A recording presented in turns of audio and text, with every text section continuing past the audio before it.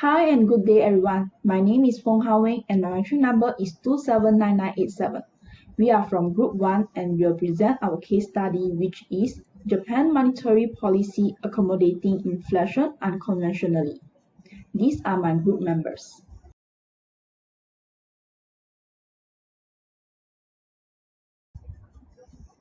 Do you know what unconventional monetary policy are? Unconventional monetary policy are typically described as actions taken by central banks that use unconventional policy tools and continue to pursue monetary policy when the policy rate is almost 0%.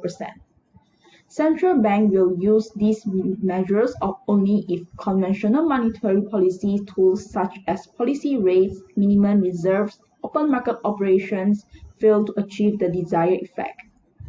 Japan is one of the countries that implement unconventional monetary policy with the longest history since the policy started to be introduced in the past 15 years. The Bank of Japan has implemented 4 different types of policy to combat deflation in different periods of time. The first policy was implemented in February 1999, which is the zero interest rate policy. By giving the market access to more money than was required for financial institutions to achieve their reserve requirements, Bank of Japan dropped the overnight call rate approaching zero.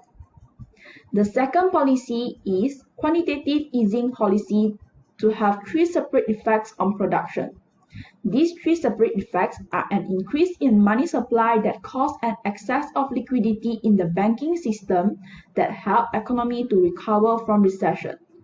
Many banks had low capital positions, quantitative easing policy and the resultant liquidity to commercial banks were supposed to guarantee financial stability, and Bank of Japan indicate its intention to maintain monetary easing by using the surplus reserve generated via quantitative easing policy.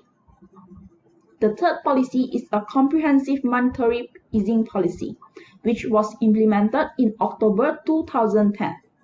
This policy included 3 measures which are the reduction of the target policy rate around 0 to 0.1% with the immediate effect, to maintain the level of interest rates until the price stability was in sight, and establishment of a temporary 35 trillion yen asset purchase program through which is purchased financial assets. The last policy is quantitative and qualitative monetary easing policy, which has the primary objective is to lower the long-term interest rates while also easing financial conditions and promoting economic development and recovery. Good day to everyone, my name is Lin Jiarui and my match number is 20948. Now I will present about 2.1 issue of stock market bubbles and governance risk. The Bank of Japan BOJ began buying equity exchange traded funds ETFs in October 2010 as part of its large-scale asset purchases in addition to real estate investment trusts, REIT stock, and long-term Japanese government bonds. The bank has enhanced this program under the quantitative and qualitative monetary easing QQE, and it has become one of the largest investors in ETFs, with approximately 5% of market capitalization, and REITs approximately 3% of market capitalization. Banks' ETF or REIT purchases are the most widespread currency programs designed to reduce risk premium across various financial assets by attracting more capital into the financial market and stabilizing the economy. However, it brings some issue to the Japanese economy. The large-scale purchases of ETFs by the BOJ will lead to the incidence of stock market bubbles. In the context of economy, a bubble is a circumstance in which the price of something such as a stock, a financial instrument, exchange-traded funds ETFs, or even an entire sector, market, or asset class exceeds its inherent value by a significant amount. The intervention by BOJ in the stock market will cause a misleading economic performance to the public because it will affect the reflection of the actual performance of the stock market, resulting in overvaluing of the stock market and leading to the market bubbles. If the bubble bursts and cause enormous sell-off, it will cause price to decrease, frequently rather substantially, because speculative demand rather than fundamental value is what drives the price inflation. It is typically followed by a catastrophic crash in the underlying securities. The harm brought on by a bubble burst relies on the economic sectors engaged as well as the degree of widespread. For instance, The collapse of the stock market and real estate bubbles in Japan between 1989 and 1992 resulted in a protracted period of economic stagnation for the country, which is why the 1990s are known as the lost decade. Beginning in the fall of 1989, Japan's equity and housing boom burst. Between late 1989 and August 1992, equity price fell by 60%, but land values declined steadily until they fell by an outstanding 70% by 2001. Because of this, Japan's economy only grew by 1.14% between 1991 and 2003, far less than other industrial countries. The bursting of the stock market bubbles led to the drop in equity values, but the BOJ continued to raise interest rates because it kept concerned with still appreciating real estate value. Higher interest rates contributed to the end of rising land prices, but they also pushed the overall economy into a downward spiral. In 1991, as equity and land prices fell, the Bank of Japan dramatically reversed course and cut interest rates. But it was too late. A liquidity trap had already been set, and a credit crunch was setting in. Besides, when the Bank of Japan purchased the ETFs on a large scale, they will become the major shareholder in the related companies, which might intervene in their company's governance and lead to the governance risk. The BOJ purchase of exchange-traded funds ETFs influenced a company's profits, innovation, investment, and governance. Since the 1980s, Japanese companies have increasingly relied on equity financing. Often, this means an increasing reliance on market sovereigns as a source of company valuation, resulting in a degree of attraction to investors. Hence, the intervention of BOJ in the stock market brought out the issue of governance risks that will affect the public decision-making during investing activities. In a nutshell, the large-scale purchase of ETFs by the BOJ will lead to the issue of stock market bubbles and governance risks. Therefore, a solution might be needed to improve the policy to prevent this issue from happening in the future. Thank you. Good morning to Doctor and all my friends. My name is Chan Kok Siang and my metric number is 279407. Today I will present my part, Fiscal Discipline and Fiscal Sustainability issue. The term fiscal discipline describes the optimal state of government spending and revenue in an economy. If the fiscal discipline is not maintained, then the government spending exceeds government revenue. Fiscal sustainability is a government's ability to keep public finance in a trustworthy and useful state over the long term. High and rising debt levels are detrimental to government's fiscal positions and can lead to a vicious cycle of debt growth, reducing the potential for economic growth as funds are diverted away from productive investment. One of the biggest risks of deep monetary easing is how it will affect fiscal discipline and long-term fiscal sustainability. Successive rounds of monetary tightening are based on Prime Minister Abe's 2014 attempt to reduce government spending by raising the consumption tax and a subsequent decline in GDP growth. And easing of the money supply is also necessary for Abe's second arrow, fiscal stimulus, to work. So, since 2014, Abe has not only delayed a planned consumption tax hike, but his government has also announced a massive fiscal stimulus package worth 13.5 trillion. In September 2017, Japan's total government debt was estimated at 1,276.2 trillion, equivalent to 232.4% of gross domestic product. There are 878 trillion in Japanese government bonds, 108.5 trillion in treasury bills, and 154.3 trillion in loans. In fact, 5 years of monetary easing since 2013 have resulted in the Bank of Japan owning about 46% of the Japanese government bonds market. Fiscal discipline requires the government to maintain a fiscal position consistent with macroeconomic stability and long-term economic growth. For this, it is necessary to avoid excessive borrowing and debt accumulation. When the Japanese government raises the debt at a low interest rate and there is no incentive to enforce fiscal discipline, there will be an impact on the fiscal discipline. While using monetary easing, Prime Minister Abe raised the consumption tax, resulting in a drop in GDP growth rate. Weak fiscal discipline reflects deficit and debt sustainability issues, often undermining stability and growth, leading to economy and financial crisis at worst. That's all from me. Thank you. A very good day to doctor. My name is Lok Wan Cheng and my matrix number is 277540. I will present the solution for the stock market's bubbles and government risk issues. The solution we suggest is the restriction of speculation activities in hotspot economic sector such as stock markets, bonds markets, and real estate markets. Firstly, let us move our focus to see how does the restriction on speculations overcome the market bubbles.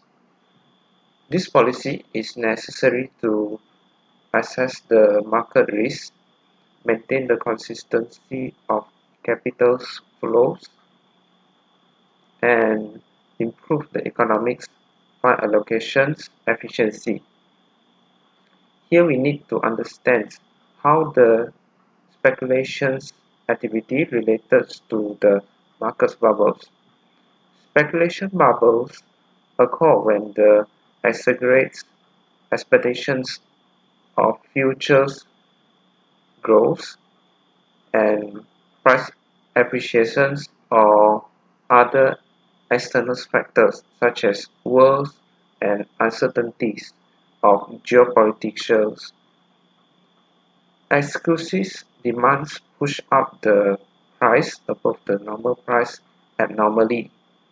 The bubbles pops when the significant collapse in price occurs due to the investor panics and decides to liquidate their investment. This will harm the economics and the society. Furthermore, we also look at how the restrictions on speculation to minimize the government's risk. We propose that the authorities should hold on the concepts of test, trust, and track upon doing the purchase or sales of assets, especially the risk assets like corporate bonds, exchange trade fund, and etc. The word test is stand for the central bank run an early assessments of a particular market and decides how much money to distribute to the chosen markets, following by trust, where the investments are prioritized the reliable and trustworthy firms in the industry since they may have a substantial effect on both actuals and the stock markets. After that is the ideas of track, where a favorable environment for investments also requires a long-term regulations and support from the governments. In short, a new degrees of public trust in a country's economics is produced by the public's collaborations and the corporates. We also would like to discuss the pros and cons of restriction on speculations. The good impact is the restrictions able to provide a stable and diversified environment for investing. This is because the market performs almost similar to the real economic growth. So the investor have a clear views about what they want to invest and what they are in for their investments. Besides, it also improves the industry growth through healthy competitions. Thirdly is to protect the housing benefits of local residents. Here we focus to the restrictions on speculation in housing markets. On the opposite side, the restrictions on speculations will affect the short-term foreign investments, as most of the foreign investors shape for open market policies. Large scales of government interventions will affect the future expectations of investors.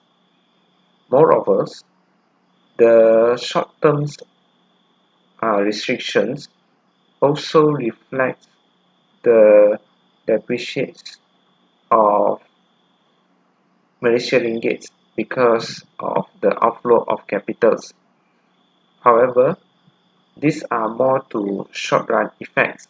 We believe that a stable investment is more meaningful to the business cycles of an economics rather than speculations. In short, Malaysian economics continue to be heavily reliant on the foreign investments. So the imposed restrictions on speculation is a challenging task for the institutions. The credibility of central banks, flexibility of economic structures, and responsiveness of the institutions play an essential role to design a proper policy to adapt the economics.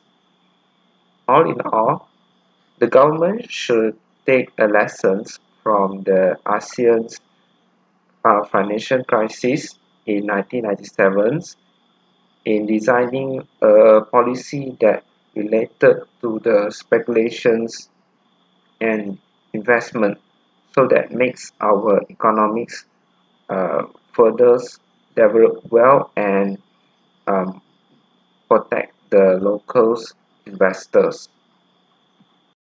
A very good day to Doctor. I'm Chong Ji-hang. So the next part will be the solutions for the fiscal discipline and fiscal sustainability issue. The solution for this issue would be for the government to establish a credible deficit reduction plan. So the taxpayers and investors always look at a country's fiscal administration to find confidence to make the decision on whether to continue the investment and spending or not. When a country faces a worsened fiscal position, it should reframe its fiscal evidence by applying a serious deficit reduction plan to hold the confidence of the public.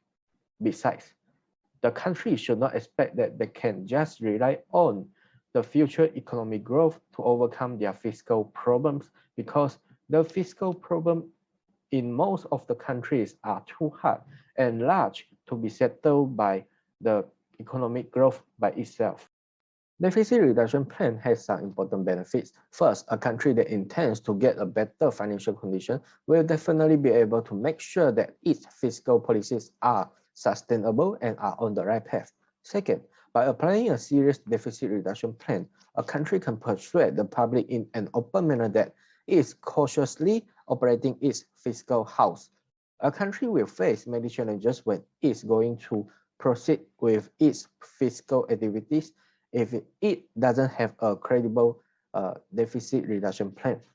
For instance, the creditors will refuse to lend money to the country or require a higher risk premium because the country doesn't have any evidence that prove to them. Third, by having a sustainable fiscal path, a country can create fiscal space that can provide room to plan for future economic and financial shocks. On the other hand, the deficit reduction plan requires a big amount of economic talents to address the plan. This is because the plan needs to cover too many aspects and consider every single detail in the plan to make sure that the plan is comprehensive. Second, the plan needs to take too much time to complete. A complete deficit reduction plan should include the solution and guideline for all the possible problems that may happen to ensure that the country is able to face the problem when it comes out. Therefore, completing a comprehensive deficit reduction plan is a time-consuming process. Deficit reduction plan is absolutely a suitable plan that can apply to Malaysia. Although the process to complete a deficit reduction plan is time-consuming, it is definitely worth it.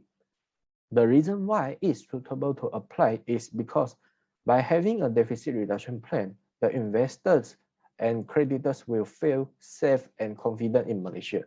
The investors are willing to invest in Malaysia, and the creditors are willing to lend money to Malaysia for fiscal activities purposes. When Malaysia has a complete and credible deficit reduction plan, it can help Malaysia to enhance fiscal discipline and fiscal sustainability.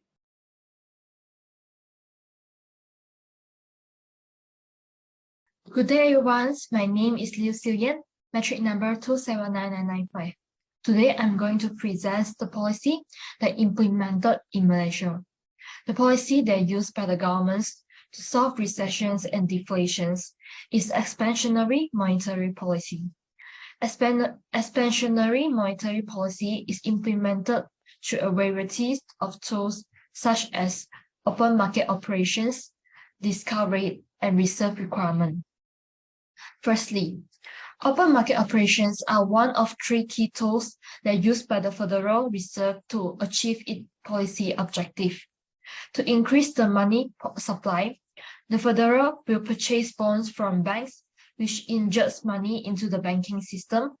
The Federal prints money to buy these securities from banks and other financial institutions. This process adds more cash into banks, giving them more money to loan to individual and business entities. Therefore, it will encourage borrowing from investments and consumption spending and discourage saving. Hence, the eddy curve will shift to the right and potential GDP level will increase. The second tool is discount rate. Discount rate is the interest rate charged by the Federal on short-term loans to financial institutions. Generally, these loans are meant to cover reserve requirements or liquidities issued bank cannot meet through loans from other banks, which offer a lower federal funds borrowing rate. When the economy is in a slump, the Federal often lowers interest rate to serve lending and credit to individuals and businesses. Lastly, reserve requirement. Commercial banks are obligated to hold a minimum amount of reserve with a central bank.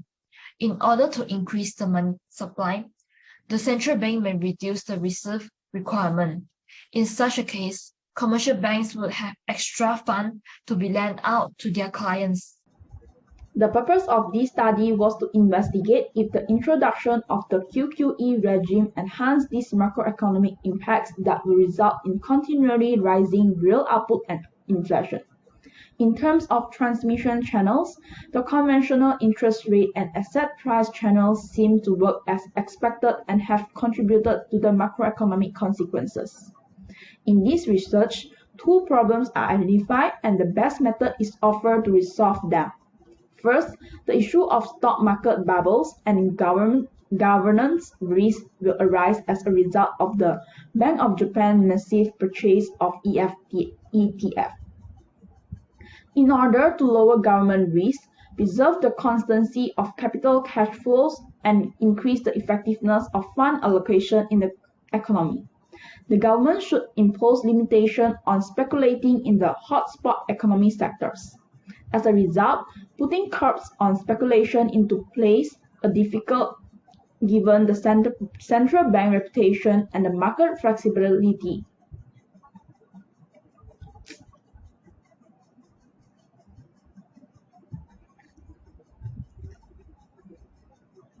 The purpose of this study was to investigate if the introduction of the QQE regime enhanced these macroeconomic impacts that would result in continually rising real outputs and inflation. In terms of transmission channels, the conventional interest rate and asset price channels seem to work as expected and have contributed to the macroeconomic consequences. In this research, two problems are identified and the best method is offered to resolve them. First, the issue of stock market bubbles and the risks will arise as a result of the BOJ massive purchase of ETF. In order to lower government risk, preserve the constancy of capital cash flows, and increase the effectiveness of fund allocation in the economy, the government should impose limitations on speculating in the hotspot economy sectors. As a result, putting curbs on speculation into place is difficult given the central bank's reputation and the market's flexibility. In order to address the issues with Malaysian economy, the government occasionally needs to respond to the economic statistics. Second, the issue of fiscal discipline and fiscal sustainability. To address this issue, the government should create a solid plan to reduce the deficit. In order to restore the fiscal balance and keep the public trust, politicians must develop a strategy to reduce the deficit. In addition, Malaysia can use the deficit reduction strategy as an appropriate option. However, when creditors are prepared to lend money to Malaysia for fiscal operation and investors are eager to invest in Malaysia, it can aid Malaysia in improving fiscal sustainability and discipline. In conclusion, Malaysia may exclude monetary policy that can regulate and raise the money supply while also increasing the money supply and lowering interest rate in the economy during an expansionary monetary policy in order to combat deflation or inflation. There are numerous options available in the meanwhile, including reserve requirements, discount rates, and open market activities. That's all from us. Thank you.